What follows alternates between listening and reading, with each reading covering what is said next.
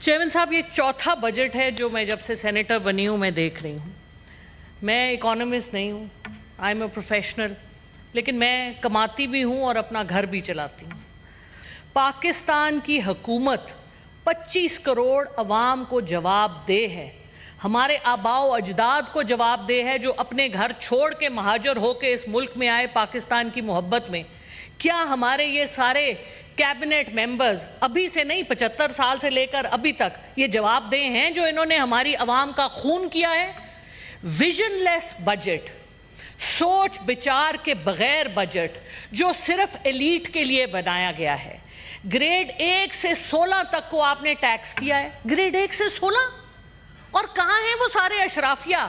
کہاں آپ نے ٹیکس کیا ایم این ایز کو, کہاں آپ نے ٹیکس کیا سینیٹرز کو, کہاں آپ نے ٹیکس کیا ایم پی ایز کو, کہاں آپ نے ٹیکس کیا کیبنٹ ممبرز کو, کہاں آپ نے ان سب شوگر ڈیڈیز کو ٹیکس کیا جو شوگر مافیا کا حصہ ہیں, کہاں آپ نے آئی پی پیز کو ٹیکس کیا جو لوگ ہمارا خون چوس رہے ہیں, جو اس ملک کو ایک مردہ لاش بنا گئے ہیں, اور معذرت کے ساتھ ہماری جتنی حکومت ہے وہ گدھ کی مانند ہو چکی ہے, مردہ لاش کو کھانے والی گدھیں ہیں ہمارے.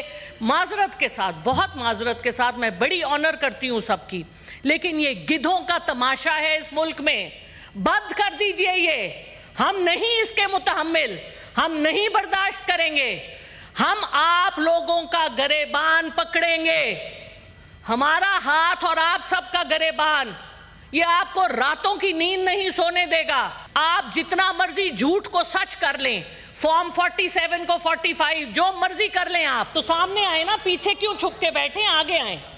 ہاں, پیچھے چھپنے کی ضرورت نہیں ہے, یہ سب آپ لوگوں کے کام. 18,000 بلین کا جو آپ کا بجٹ ہے, اس میں سے آدھا تو آپ انٹرسٹ پے کر رہے ہیں. یہ کس قسم کا بجٹ ہے؟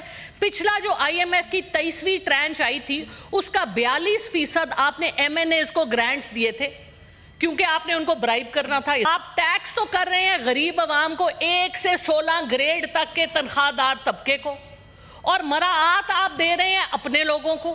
یہ S D P outmoded, out of, it is a useless program. گاڑیاں اور گھروں کی مراعات یہ بیوروکریٹس اس میں سے لیتے ہیں.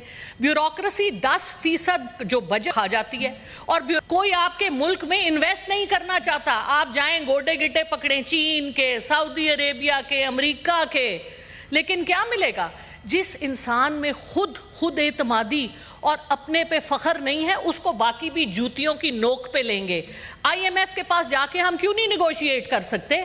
ہمیں پتا ہے اگر آپ کی فائنانس منسٹری, آپ کی پلاننگ منسٹری میں کوئی اپنے دم کا بندہ ہوتا, کوئی پروفیشنل ہوتا جس کو پڑھنا لکھنا آتا ہو, جس کا ضمیر جاگتا ہو, جس میں اخلاقیات ہو, وہ اس زہر کو اپنے ملک کے ساتھ نہیں ہونے دیں گے. یہ پاکستان اس وقت چل رہا ہے اپنی سوورینٹی لوز کر کے. آپ اس وقت سوورن ملک نہیں ہیں, آپ نے سب کچھ اٹھا کے دے دیا ان انگریزوں کو جن کے ہم غلام در غلام ہیں. 1857 کی جنگ میں مسلمان ہی تھے جنہوں نے اپنے مسلمانوں کو درختوں سے لٹکایا تھا دلی میں. انہی مسلمانوں کی اولاد ہمارے سر پر فائز ہے, اور باقی جو نہیں ہے ان کی اولاد, انہوں نے بھی ان سے ہاتھ جوڑ لیے ہیں.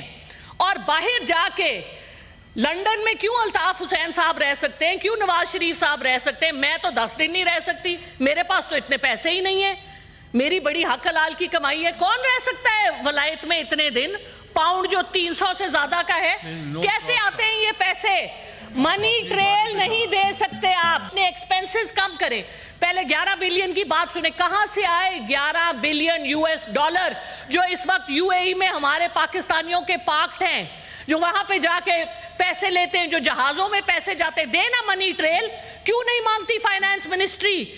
3.8 ملین لوگوں کا ان کے پاس ڈیٹا ہے جو ٹیکس پیئر نہیں ہیں, جن کی گاڑیاں ہیں, جن کے باہر کے ٹرپ ختم نہیں ہوتے. انہوں نے ایک ٹرپ کے اوپر انہوں نے کہا کہ باہر نہیں جا سکے, بڑی اچھی بات ہے, لیکن کیوں نہیں آپ ان کو ٹیکس کرتے؟